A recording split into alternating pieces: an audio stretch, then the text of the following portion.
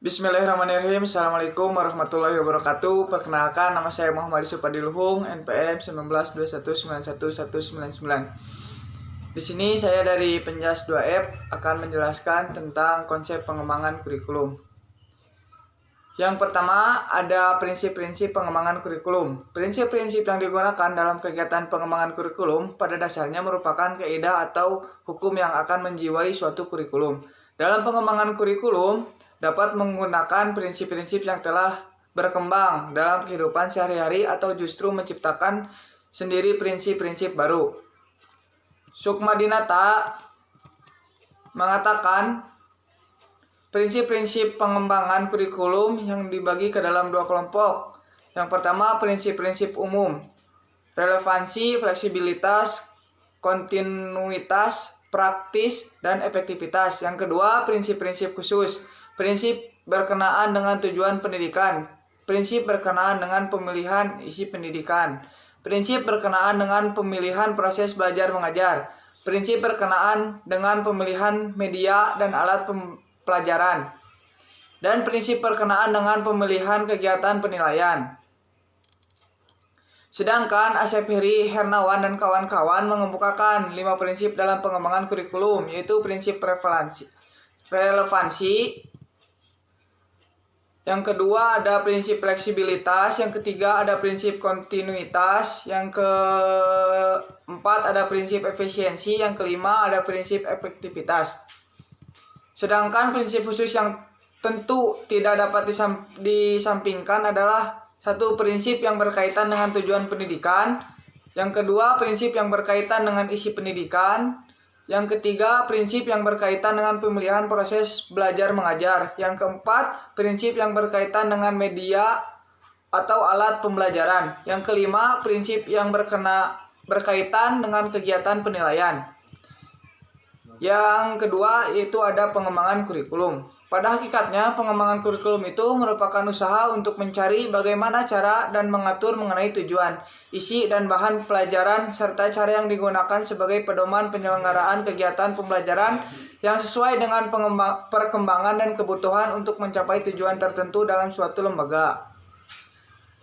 Pengembangan kurikulum diarahkan pada pencapaian nilai umum, konsep-konsep, masalah, dan keterampilan yang akan menjadi isi kurikulum yang disusun dengan fokus pada nilai-nilai tadi. Adapun nilai pedoman pada landasan-landasan yang ada, pengembangan kurikulum juga berpijak pada prinsip-prinsip pengembangan kurikulum. Berdasarkan Undang-Undang Nomor 20 Tahun 2003 tentang kurikulum, pasal 36 ayat 1, bahwa pengembangan kurikulum dilakukan dengan mengacu pada standar nasional pendidikan untuk mewujudkan tujuan pendidikan nasional. Suatu kurikulum diharapkan memberikan landasan, isi, dan menjadi pedoman bagi pengembangan kemauan siswa secara optimal sesuai dengan tuntunan dan tantangan perkembangan masyarakat.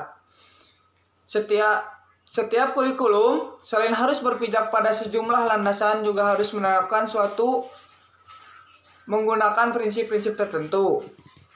Yang ketiga, ada faktor-faktor yang mempengaruhi perkembangan kurikulum. Ada 3 faktor yang mempengaruhi perkembangan kurikulum, yaitu perguruan tinggi. Perguruan tinggi setidaknya memberikan 2 pengaruh terhadap kurikulum sekolah. Pertama, dari segi pengembangan ilmu, pengetahuan, dan teknologi yang dikembangkan di perguruan tinggi umum. Pengetahuan dan teknologi banyak memberikan sumbangan bagi isi kurikulum serta proses pembelajaran.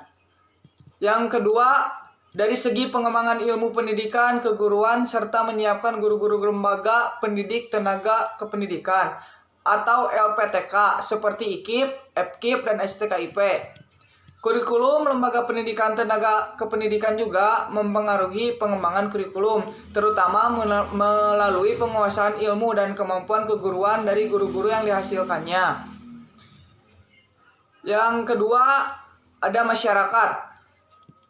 Sekolah merupakan bagian dari masyarakat yang diantaranya bertugas mempersiapkan anak didik untuk dapat hidup secara bermartabat di masyarakat. Sebagian dan agen masyarakat, sekolah sangat dipengaruhi oleh lingkungan masyarakat di sekolah tempat tersebut berada. Isi kurikulum hendaknya mencerminkan kondisi masyarakat penggunanya serta upaya memenuhi kebutuhan dan tuntunan mereka. Yang ketiga, ada sistem nilai. Sistem nilai dalam kehidupan bermasyarakat terdapat sistem nilai, baik nilai moral, keagamaan, sosial, budaya maupun nilai politis. Sekolah sebagai lembaga masyarakat juga bertanggung jawab dalam pemeliharaan dan pewarisan nilai-nilai positif yang tumbuh di masyarakat. Sistem nilai akan dipelihara dan diteruskan tersebut harus terintegrasikan dalam kurikulum. Persoalan bagi pengembangan kurikulum ialah nilai yang ada di masyarakat. Itu tidak hanya satu, masyarakat umum heterogen terdiri dari beberapa kelompok etnis, kelompok vokasional, kelompok intelek, kelompok sosial, dan kelompok spiritual keagamaan. Yang masing-masing kelompok itu memiliki nilai khas dan tidak sama. Yang selanjutnya ada artikulasi dan hambatan pengembangan kurikulum. Artikulasi dalam pendidikan berarti kesatu paduan dan koordinasi segala pengalaman belajar. Untuk merealisasikan artikulasi kurikulum, perlu meneliti kurikulum secara menyeluruh, membuang hal-hal yang tidak diperlukan, menghilangkan duplikasi, merevisi metode serta isi pengajaran, mengusahakan perluasan dan kesinambungan kurikulum. Bila artikulasi dilaksanakan dengan baik, akan terwujud kesinambungan pengalaman belajar sejak TK sampai perguruan tinggi negeri. Juga di antara satu bidang studi dengan bidang studi lainnya. Dalam mengusahakan artikulasi kurikulum tersebut, murid pun perlu diminta pendapatnya tentang hubungan pelajaran yang satu dengan yang satu lainnya. Hubungan antara satu tingkat dengan tingkat berikutnya. Salah satu hal yang sering dipandang menghambat artikulasi adalah pembagian menurut tingkat belajarnya. Hambatan-hambatan pengembangan kurikulum. Dalam pengembangan kurikulum terdapat beberapa hambatan, yaitu diantaranya ada guru. Guru berkurang berpartisipasi dalam pengembangan kurikulum. Hal itu disebabkan beberapa hal, yaitu yang pertama ada kurang waktu, kekurang sesuaian pendapat baik antara sesama guru maupun dengan kepala sekolah dan administrator. Yang ketiga ada karena kemampuan dan pengetahuan guru itu sendiri. Yang kedua ada masyarakat. Untuk pengembangan kurikulum butuh dukungan masyarakat baik dalam pembiayaan maupun dalam memberikan umpan balik terhadap sistem pendidikan atau kurikulum yang sedang berjalan. Yang terakhir ada biaya. Untuk pengembangan kurikulum, apalagi yang berbentuk kegiatan eksperimen, baik metode, isi, atau sistem secara keseluruhan membutuhkan biaya yang tidak sedikit berlaku. Yang selanjutnya ada model-model pengembangan kurikulum. Terdapat banyak model pengembangan kurikulum yang dikembangkan oleh para ahli. Sukmadinata menyebutkan 8 model pengembangan kurikulum, yaitu yang pertama ada model administratif. Model ini merupakan model pengembangan kurikulum yang paling lama dan paling banyak dikenal.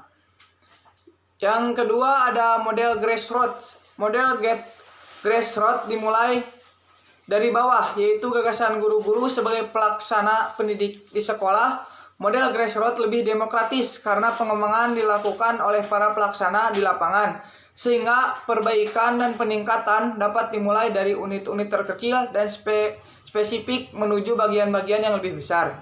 Yang ketiga ada model timbal balik Hilda Taba.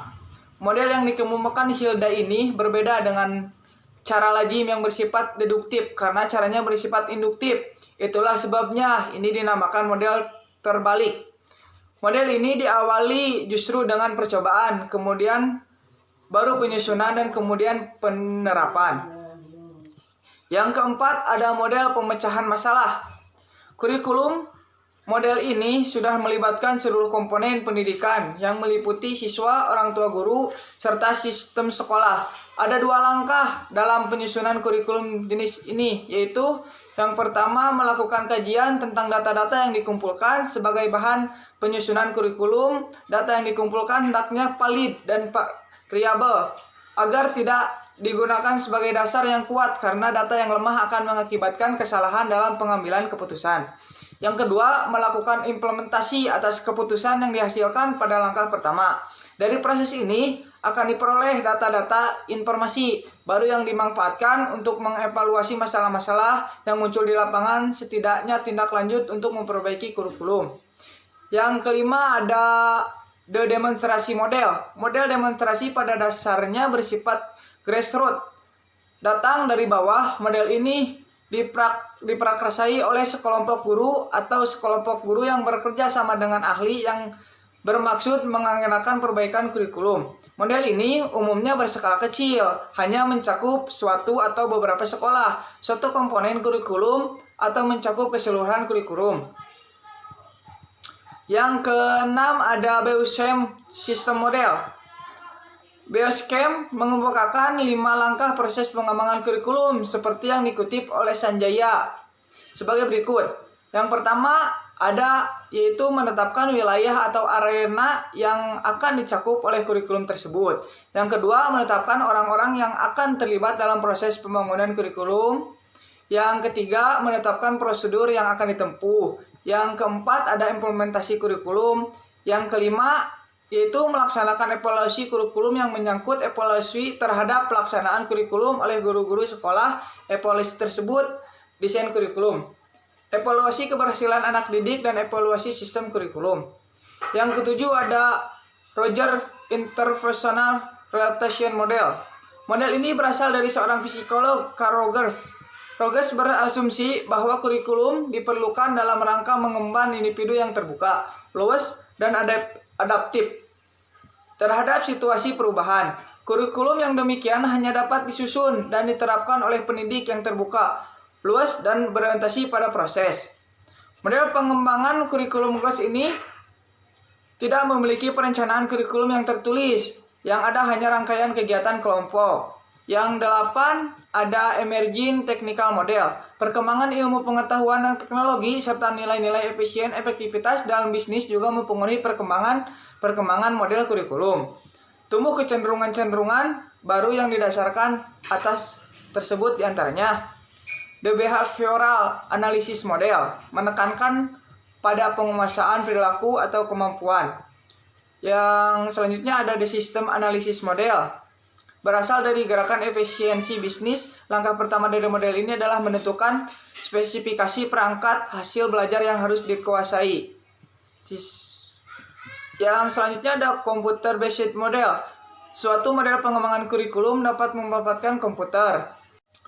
Mungkin dicukupkan sekian dari saya. Mohon maaf bila ada kurang. Terima kasih. Wassalamualaikum warahmatullahi wabarakatuh.